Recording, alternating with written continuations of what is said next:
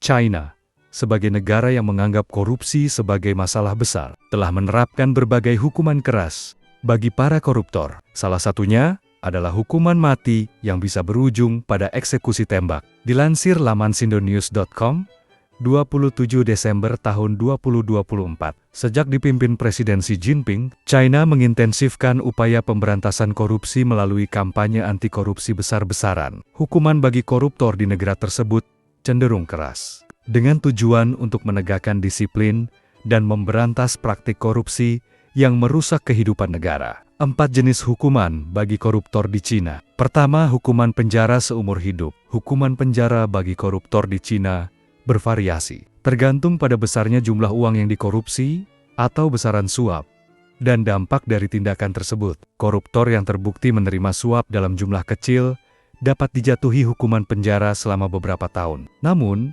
bagi mereka yang terlibat dalam praktik korupsi besar, hukuman penjara dapat mencapai puluhan tahun hingga seumur hidup. Contoh kasus Sun Zhenchai, mantan Menteri Pertanian dan mantan Sekretaris Partai Komunis Cina, Kota Chongqing, dihukum penjara seumur hidup pada tahun 2018 karena terbukti melakukan tindak pidana korupsi. Sun Zhenchai terbukti menerima suap 170 juta yuan dalam kurun 2002 sampai ke 2017, kedua hukuman mati hingga dieksekusi. China dikenal memiliki hukuman mati yang dapat diterapkan pada kasus-kasus korupsi yang sangat parah, terutama jika jumlah suap yang diterima sangat besar atau menyebabkan kerugian negara yang signifikan. Hukuman mati di Cina seringkali dilakukan dengan cara eksekusi tembak. Contoh kasus Li Jianping, mantan pejabat di daerah otonomi Mongolia dalam dijatuhi hukuman mati setelah dinyatakan bersalah menggelapkan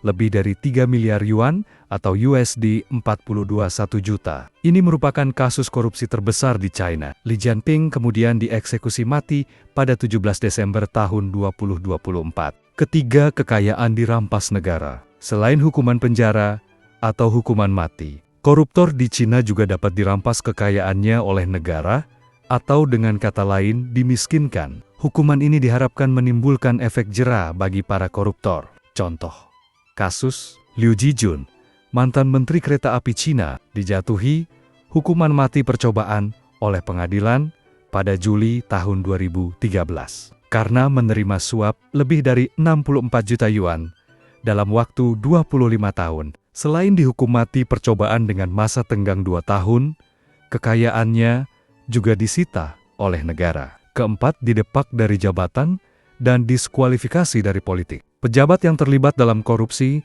seringkali dipecat dari jabatan publik mereka. Dan dalam beberapa kasus, mereka dilarang untuk kembali memegang posisi publik atau terlibat dalam kegiatan politik. Ini adalah langkah yang diambil untuk mencegah individu yang sudah terbukti korup untuk kembali memiliki kekuasaan. Contoh kasus Jenderal Su Chaiho, mantan Wakil Ketua Komisi Militer Sentral China, adalah salah satu pejabat senior yang terkena dampak dari kampanye anti-korupsi Presiden Xi Jinping. Xi dipecat karena menerima suap dari pejabat militer dan kontraktor yang ingin mendapatkan keuntungan dari proyek-proyek militer. Selain dijatuhi hukuman penjara, Xi dicabut hak politiknya, yang berarti dia tidak dapat lagi berpartisipasi dalam urusan politik negara atau memperoleh posisi penting dalam Partai Komunis China. Xu ditemukan tewas bunuh diri pada 2015 sebelum vonis dijatuhkan secara resmi oleh pengadilan.